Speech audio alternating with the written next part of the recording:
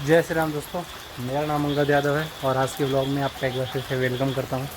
Friends, कुछ खास topic से बात करने वाला हूँ और सबसे ज़रूरी बात यह है कि आज बारिश हो गई कि इतना बारिश काफ़ी टाइम हो गया था, बारिश नहीं हो रही थी तो सारे धानों में पानी चलाना था और धान एकदम सूख रहे थे, धान का खेत सूख गया था कि आज बहुत सारा बारिश हुआ। आप देख रहे हैं पूरा पानी पानी हो गया था और खेत में पानी भी चलाना था धानों में क्योंकि धान सूख रहे थे और इतना बारिश कभी नहीं हुआ था। मतलब एक महीने हो गए थे बारिश हुए, नहीं हो रही थी बारिश।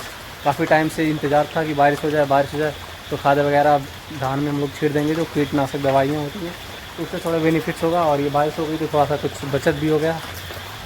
1000 रुपये का हमारे पानी का खर्च बच गया और तो धन्यवाद भगवान का करना चाहूँगा जो इतने दिनों बाद इन्होंने बारिश किया हो गया है तो बढ़िया है। और इधर सब लोग गाय बैठी हुई हैं, दोपहर के 12 बज रहे हैं और साफ़ सफाई होने के बाद सारी गाय रेस्ट कर रही हैं। इधर बेचारा मंगल पांडे है, इसको थोड़ा सा चोट आ गया था पैर में। इधर देखो, आप देख रहे होंगे तो मैंने जो मोबिल है, जला हुआ मोबिल मैंने इस पर लगाया तो बढ़िया आराम हो गया। पता नहीं किसी चोट लग गई थी, उसको पता ही नहीं लगा।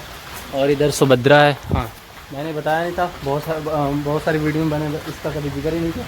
तो एक भाई ने कमेंट्स किया था इसका नाम सुभद्रा, तो मैंने इसका नाम अब सुभद्रा रख दिया है। इधर आ जाओ, भाग रही है इधर, नाराज है ये। हाँ तो और इधर गौरी आप देख रहे हैं पानी पी रही है और अभी मैंने सारे गायों को पानी पिला दिया। दोपहर के बज रहे हैं 11 साढ़े 11 बज रहे हैं, ऐसे कुछ बज रहे हैं और सारी गाय खा के पी के बढ़िया रेस्ट कर रही हैं। आप देख रहे हैं नाद में। और डेज़ी खा रही है। डेज़ी का तो पता ही है दोस्तों, दूध अभी थोड़ा सा कम हो गया था इसका, 7 से 8 लीटर पे आ गई है। और कुछ बहुत सारे भाइयों ने कमेंट्स डॉक्टर साहब के नंबर दिए थे, उनसे जो बात हुई है मेरी, तो कुछ उन्होंने ट्रीटमेंट बताया है जो इसकी अप्लाई कर दिया हूँ, मतलब ट्रीटमेंट चालू कर दिया हूँ डेज़ी का। अगर वो रिकवर हो जाती तो ट्रीटमेंट के बारे में आपसे बात करूँगा, डिस्कस करूँगा, उसके बारे में बताऊँगा। और मेरी इधर नंदिनी गाय बैठी हुई है, रेस्ट कर रही है और डेज़ी तो खा रही। इधर लक्ष्मी का भी यही है, ये भी एकदम प्रॉपर बैठी हुई है बढ़िया से। और आप देख रहे हैं क्या हाल है भाई, आजा आजा। तो लगा हो गया है मेरी सारी गायों से, बढ़िया है सब। और डेज़ी थोड़ा बहुत बचा हुआ तो खा रही है। तो यही था दोस्तों। और हाँ, आप लोगों के कमेंट्स के हिसाब से भी मैं वीडियो बनाता हूँ और बात करता हूँ, तो आप लोगों के कमेंट के हिसाब से ही कमेंट्स भी पिक किया हूँ तो उस पर बात करता हूँ। और बहुत सारे भाई पूछ रहे थे कमेंट्स में कि भाई किस ब्रीड पे काम किया जाए, अगर मैं डेयरी फार्म करना चाहता हूँ तो कौन से ब्रीड पे काम करूँ और आप किस ब्रीड पे काम करना चाहेंगे फ्यूचर में। तो भाई मेरा तो क्लियर है भाई, मैंने एचएफ पे काम करना शुरू किया और आगे भी इस पर ही काम करूँगा। अगर हाँ ब्रीड में अगर दूसरा ब्रीड अगर कोई लाना चाहूँगा तो उस पर मैं जर्सी पे भी काम कर सकता हूँ। और सबसे लोग पूछते हैं कि डेयरी फार्म के लिए क्या ज़्यादा ज़रूरी है, तो मेरे हिसाब से सबसे महत्वपूर्ण चीज़ें 3 चीज़ें होती हैं, 3 से 4 चीज़ें होती हैं। ब्रीड, फीड, मैनेजमेंट और मार्केटिंग। ये सारी चीज़ें, अगर ये 4 चीज़ें आपकी बढ़िया रही तो आपको डेयरी में ग्रो करने से कोई नहीं रोक सकता। तो इस पर ज़्यादा फोकस करना है। अगर हम ब्रीड की बात करें तो ब्रीड हमें बहुत ज़्यादा ज़रूरी है। अगर आप शुरू में ही 2 से 3 गाय आपके पास है तो मैं ये नहीं कहूँगा कि आप 2 से 3 गाय पे ही ब्रीड में काम करिए, आप एक बच्चे पे काम करिए तो ज़्यादा बढ़िया होगा। मैंने नंदनी पे ABS का कोई सीमेंट डलवाया था डॉक्टर साहब से, ABS का इसमें डलवाया हूँ। और एक और मैं ब्रीड ये गौरी तैयार कर रहा था, तो और भी मैंने लक्ष्मी को कोई नॉर्मल सीमेंट डलवाया था क्योंकि भाई मैं ज़्यादा ब्रीड पे काम भी नहीं कर सकता क्योंकि मेरा अभी नया फार्म है। तो मेरा ये मानना है कि मैं 1 से 2 गाय से ही ज़्यादा ब्रीड पे काम नहीं कर पाऊँगा। और जो आप बात कर रहे थे, तो अगर हम ब्रीड पे काम करेंगे तो ज़्यादा बेहतर होगा हमारे फ्यूचर के लिए, क्योंकि हमें गाय नहीं परचेस करनी पड़ेगी, हम अपने फार्म पे ही ब्रीड तैयार कर लेंगे, जो कि हमें उसका रिकॉर्ड हमें सारा पता होगा। हम फार्म से बाहर से गाय लाते हैं तो हमें उसके बारे में कुछ आइडिया नहीं होता है, इसकी माँ का क्या दूध रहा होगा और क्या क्या दिक्कतें आई थी फ्यूचर में इसके साथ। पर अभी ये गाय मैंने लाया हूँ तो इसके पिछला रिकॉर्ड मैं नहीं जान सकता हूँ, लेकिन इस गौरी का रिकॉर्ड तो मैं जान ही सकता हूँ।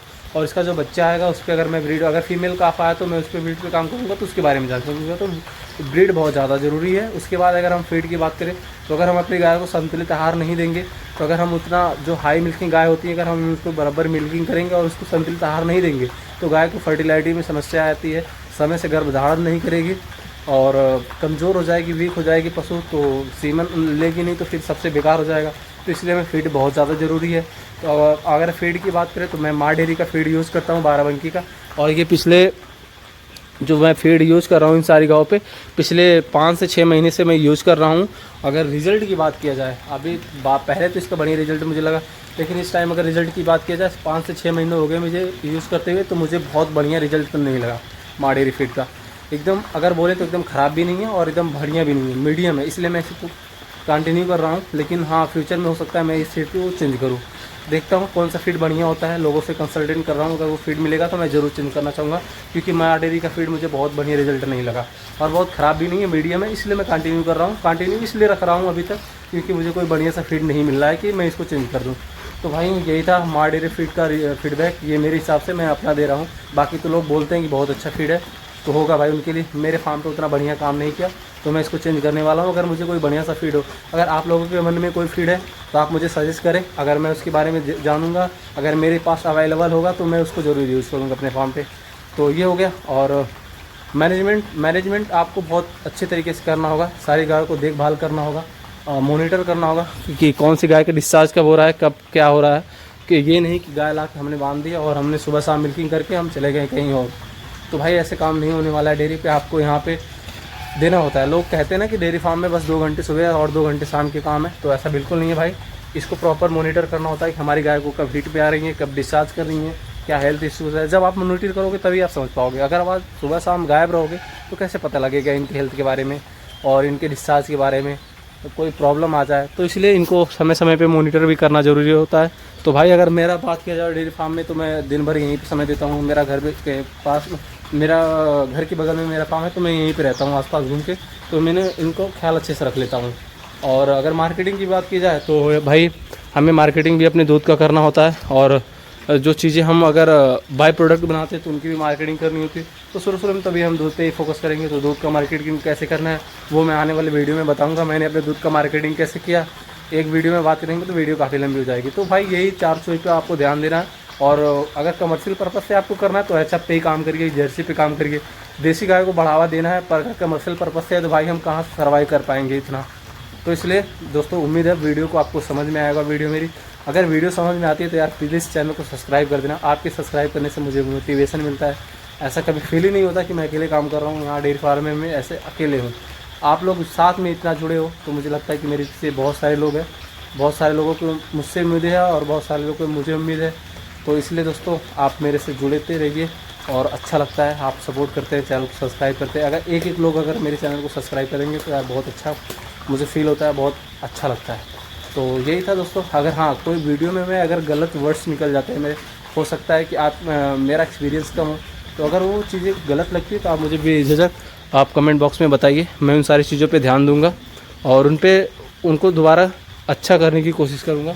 तो यही था दोस्तों। बाय बाय, टेक केयर, चलते हैं, अपना ध्यान रखना।